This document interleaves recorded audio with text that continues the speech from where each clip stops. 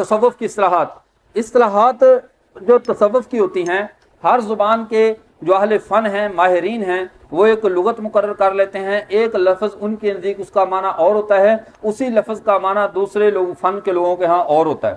اس کی مثال دیکھیں، تصوف میں ایک اصطلاح چلتی ہے امارت اور غربت۔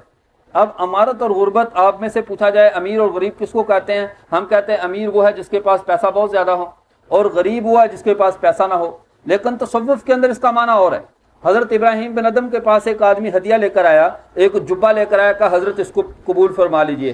فرمایا میرا ہدیہ قبول کرنے کا اصول یہ ہے، میں عمراء کا ہدیہ قبول کرتا ہوں، غرباء کا ہدیہ قبول نہیں کرتا۔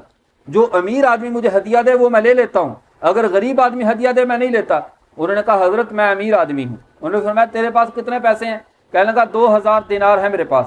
حضرت نے فرمایا اگر تو چاہے تو یہ ڈبل کر دوں، یہ 4000 دینار ہو جائے، تو چاہتا ہے 4000 دینار ہو جائے؟ وہ بڑا خوش ہوا کہ میں تو گیا تھا حضرت ابراہیم بن ادم کو اللہ کا ولی سمجھ کر، یہ تو ڈبل شاہ نکلا، یہ اب یقیناً میرے پیسے جو ہے وہ ڈبل کر دے گا۔ وہ بڑا خوش ہوا کہ اب ڈبل شاہ نکلا، ڈبل ٹرپل۔ حضرت اس وقت موڈ میں، اور حضرت اس وقت جو ہے وہ خاص ایک حالت کے اندر ہیں، اور اس اب جلالی کیفیت ہے، فوراً کہہ دوں تو اللہ کرے 2 کا 4 ہو جائے گا، 4 کا 8 ہو جائے گا۔ کہنے لگا حضرت اگر ایسا ہو جائے تو اور کیا چاہیے، ایسا ہو جائے تو اور کیا چاہیے کہ اگر 2 کا 4 ہو جائے، آپ تو ڈبل شاہ نکلے، مجھے تو بڑی خوشی ہوگی۔ حضرت فرمایا جا بیٹا ابھی تو غریب ہے، ابھی تو غریب ہے، غریب کا ہدیہ میں قبول نہیں کرتا۔ امیر وہ ہوتا ہے جس کی ضرورت پوری ہو جائے اور اس کے بعد اس کو زائد کی تمنا نہ رہے، یہ ہوتا ہے امیر۔ اور تیرے 2000 دینار پاس موجود ہے اور ابھی تو کہہ رہا ہے کہ جی اللہ کرے ہو جائے تو بہت اچھی بات ہے، کہا تو ابھی بھی غریب ہے اور غریب کی میں جو ہے وہ ہدیہ قبول نہیں کرتا۔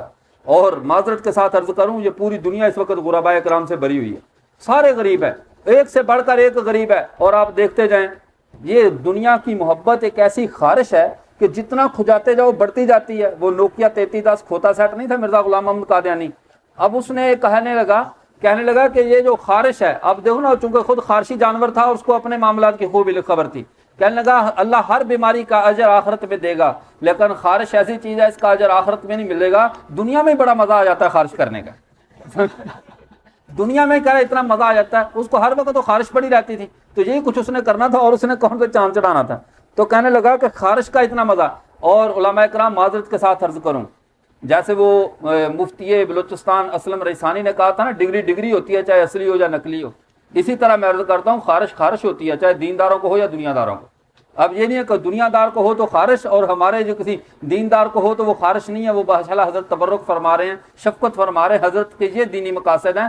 نہیں، خارش ہر ایک کو ہے، دنیا والے ہیں، M P A M N A, ان کو دیکھو سیٹوں کا حصول، عہدوں کا حصول، اور وہی بات اگر دیندار طبقے میں پائی جائے، اگر موٹر سائیکل اللہ دے دے نہیں اب گاڑی لینی ہے، اب جب اس سے گزارا ہو رہا ہے تو اگلی کی طلب ہی کیوں ہے؟ یہ غریب ہے اور اگلی کی طلب کے لیے مر رہا ہے۔ ایک گاڑی آ جائے 2 ہو جائیں، 2 آ جائیں 4 ہو جائیں، کوٹھی ایک ہے 2 ہو جائیں، 2 ہے 4 ہو جائیں، پلاٹ جو بڑھتے بڑھتے بینک بیلنس بڑھ جائے اور نامہ اعمال جس طرح گناہوں میں پھیل رہا ہے اس طرح ہماری جو ہے وہ پراپرٹی پھیل جائے، یہ ساری کی ساری خارش ہے۔ جیسے میں نے عرض کیا خارش ہے، خارش ہی ہوتی ہے، چاہے اللہ والے کو ہو چاہے دنیا والے کو، ٹھیک ہے نا، ڈگری ہوتی ہے اسی تو یہ اس نے عمارت اور غربت کا تصوف میں معنی سمجھ میں آ گیا کہ تصوف میں امیر اس کو کہا جاتا ہے جس کی ضرورت پوری ہو جائے اور دوسرے کی تمنا نہ رہے، اور غریب اس کو کہا جاتا ہے پورے ملک کا حکمران ہو اور پورے ملک کے سیاہ و سفید کا مالک ہو، پھر بھی ٹیکس لگا رہا ہو کہ یار زرداری ٹیکس ہے، یہ 5 روپے آپ کو دینے ہیں، یہ ابھی تک غریب ہے بیچارہ۔